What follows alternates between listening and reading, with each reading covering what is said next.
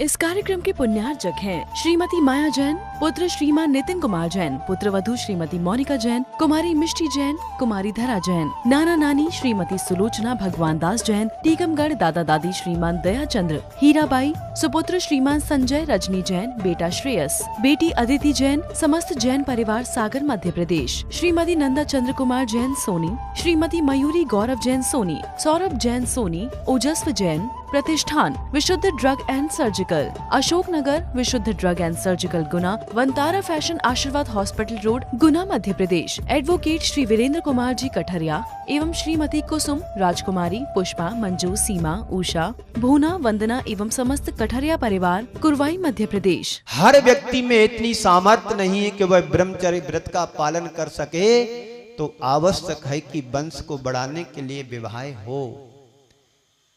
तीसरा था, तीसरे नंबर पर रति।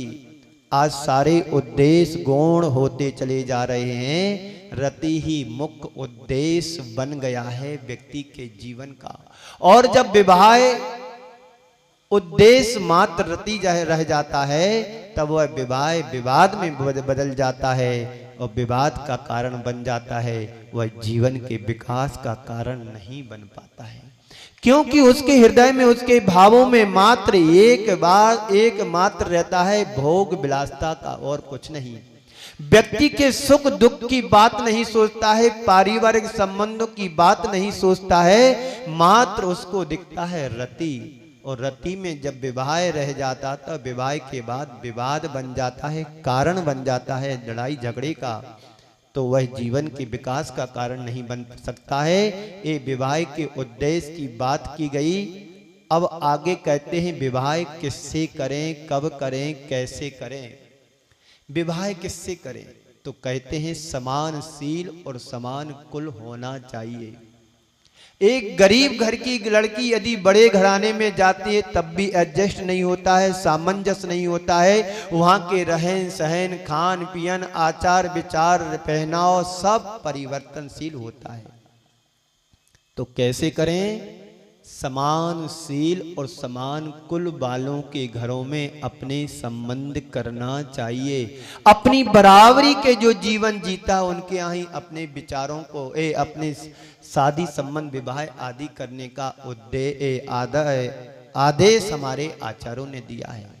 जब किसी से किसी का विवाह हो तो विवाह हो, समानता ना हो तो मित्रता नहीं होगी, और प्रेम नहीं होगा, और प्रेम नहीं होगा तो सामंजस्य नहीं होगा, तो जीवन सुखी नहीं होगा। सामंजस्य स्थापित करने के लिए दो बातें हमें आवश्यक कही गई हैं।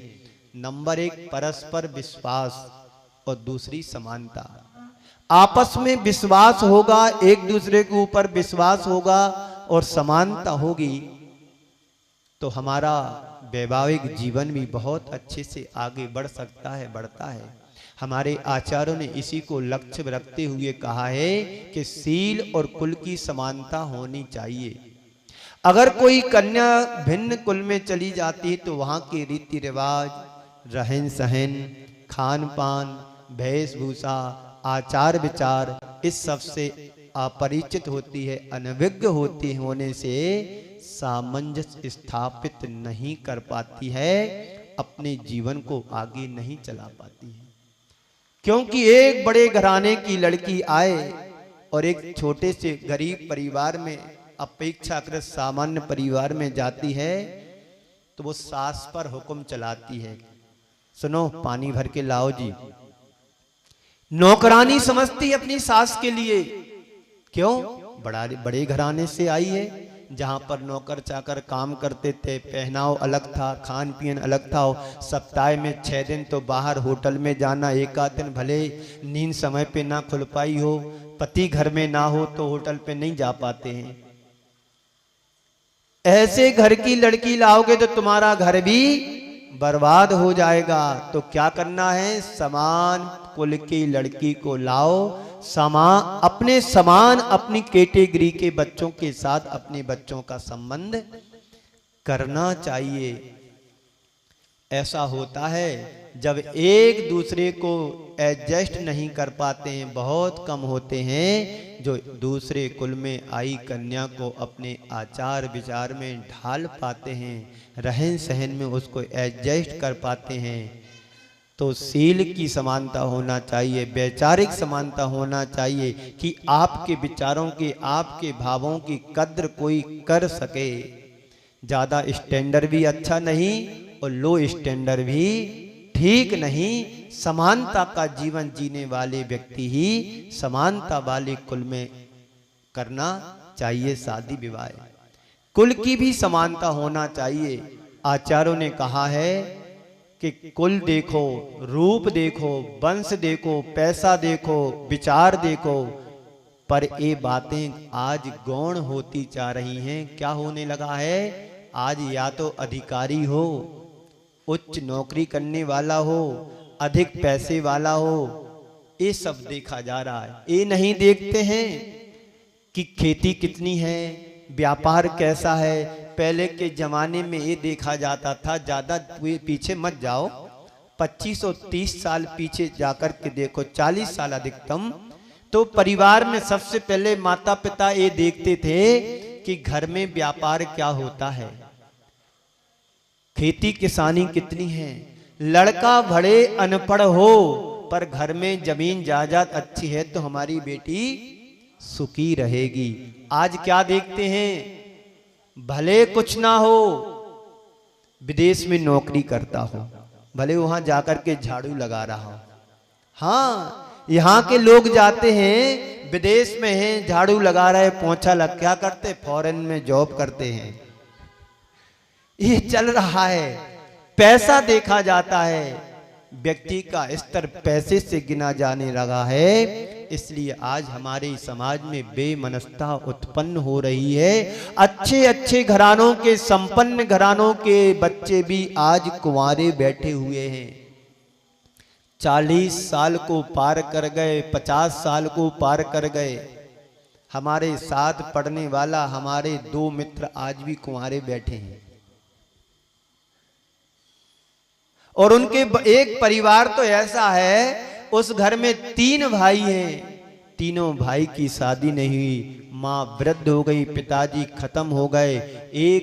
3 या 2-3 बहनें थी, एक बहन की शादी इसलिए नहीं की कि चलो एक आध भाभी आ जाएगी तो इसको फ्री कर देंगे। जब भाइयों की शादी होती नहीं दिखी तो फिर उसकी शादी करना पड़ी और शादी हो गई। आज वो बीना में गवर्नमेंट जॉब यानी टीचरशिप का काम करती है। तो ऐसी स्थिति बन रही है। यहाँ पर भी तुम्हारे गांव में भी लोग ऐसे बच्चे हैं जिनकी एक्सपायर डेट निकलने वाली है, शादी की निकल भी गई होगी, पर जिनकी हो गई उन्होंने शादी का कद्र भी नहीं समझा है। एडजस्टमेंट एंड कंप्रोमाइज की युक्ति को अपनाना था हर व्यक्ति के। इसलिए कहा गया है कि आचार विचार, रहन सहन, वेशभूषा, खान पान, इन सब में समानता होना चाहिए, तभी तुम्हारे जीवन की गाड़ी चल सकती है, पारिवारिक वैवाहिक जीवन अच्छे से चल सकता है। तो आज व्यक्ति क्या देखता है? मल्टीनेशनल कंपनी में जॉब करता हो, लाखों का पैकेज हो, घर भले ना हो रहने के लिए है, या पैसा वाला परिवार हो जहां पर नौकर चाकर लगे हों, 2-4 गाड़ियां खड़ी हों, सब तैयार हों हाथ पर लेने के लिए। ये सबकी मानसिकता बदल गई है। इसी कारण से आज बच्चे समय पर शादी नहीं कर पा रहे हैं, करते भी नहीं हैं, और करते हैं तो साल 6 महीने पूरा नहीं होता है और छोर छुट्टी की बात आ जाती है। तो औचित्य, विवाह का औचित्य और उद्देश्य क्या होना चाहिए? गुण नहीं देखा जाता है। पैसा अगर तुम्हारे घर में बहू आएगी तो तमाशा दिखाएगी, पैसा लेकर के बहू यदि तुम्हारे घर में आएगी तो तमाशा दिखाएगी, दिखाती भी है ना। जो बहू पैसा लेकर आएगी वह सास की सेवा नहीं करेगी, सास से अपनी सेवा कराएगी, पानी भराएगी, काम कराएगी, झाड़ू पोंछा कराएगी। और ये बहू रानी उठेगी कब? उसकी सुबह कब होगी? 10 बजे के पहले सुबह नहीं हो। रात तो उनकी तब होती जब साधु संत उठते हैं, वो सोने के लिए तैयार होती है। तो अमीर घर की बेटी गरीब घर में जाएगी तो राज करेगी, व्यवहार बिगड़ जाता है। तो बंधुओं, कहने का मतलब ये है कि आज हमारे जीवन में जो कुछ भी हमें प्राप्त है वह सब अपने ऐसो आराम के लिए नहीं, सामंजस्य बैठा कर के जीवन को चलाने के लिए होना चाहिए। प्रेम विवाह और धर्म विवाह में क्या अंतर होता है? थोड़ा सा सुना करके घड़ी दो तो कहाँ रख लेता हूं। हाँ, समय आपका हो रहा है। तो प्रेम विवाह और धर्म विवाह में क्या अंतर है? कुछ पंक्तियां हैं। कहते हैं प्रेम विवाह और धर्म विवाह में इतना ही अंतर है, एक में प्रेम पहले होता है, विवाह बाद में होता है। एक में प्रेम पहले होता है, ध्यान से सुनना, शाम को पूछा जाएगा।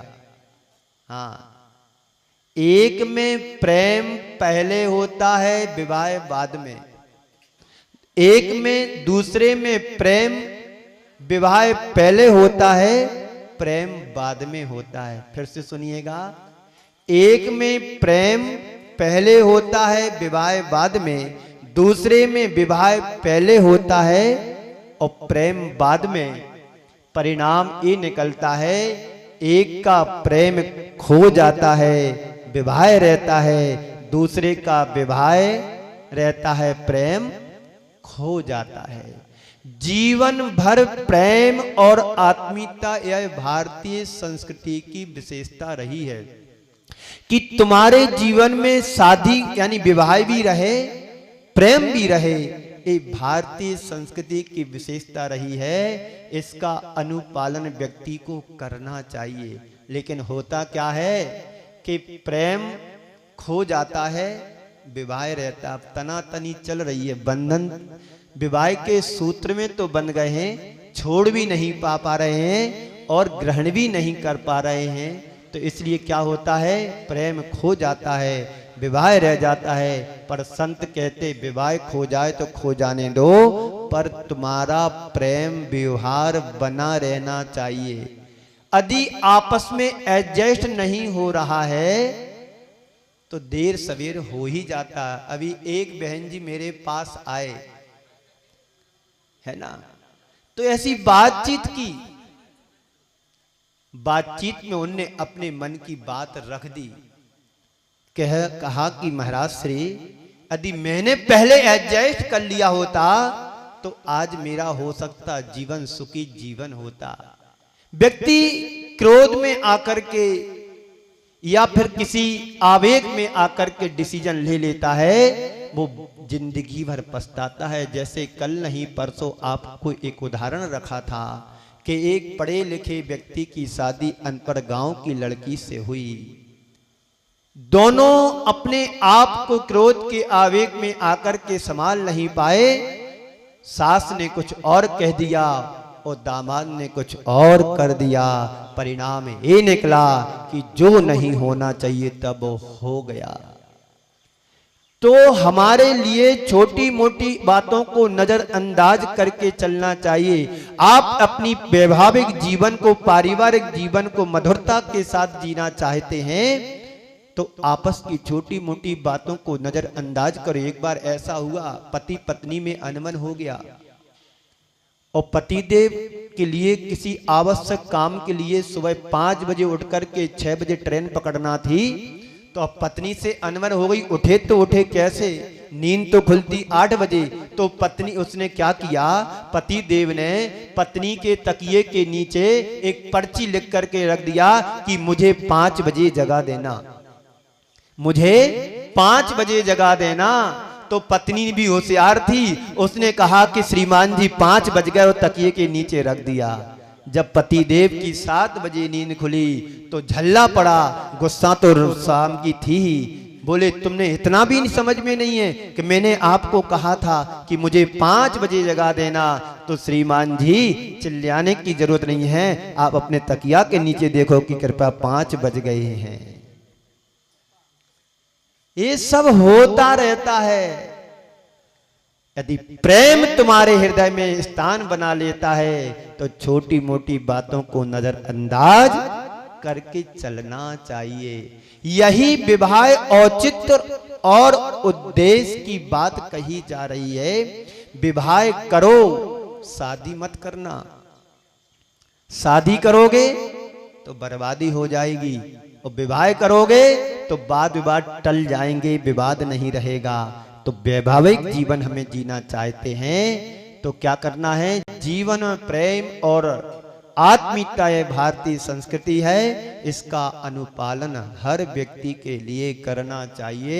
अपनी वृत्तियों पर नियंत्रण रख करके अपने जीवन को आगे बढ़ाना चाहिए। जीवन सिर्फ भोग और विलासिता के लिए नहीं मिला है, यह तो त्याग और संयम की मूर्ति या संयम के मार्ग पर आगे बढ़ने के लिए मिला है। हम अपने मनुष्य जीवन को सार्थक बना सकते हैं। यह हमारे विवाह की पद्धति है। धर्म विवाह ही सबसे अधिक मान्य किया गया है। हमारे शास्त्रों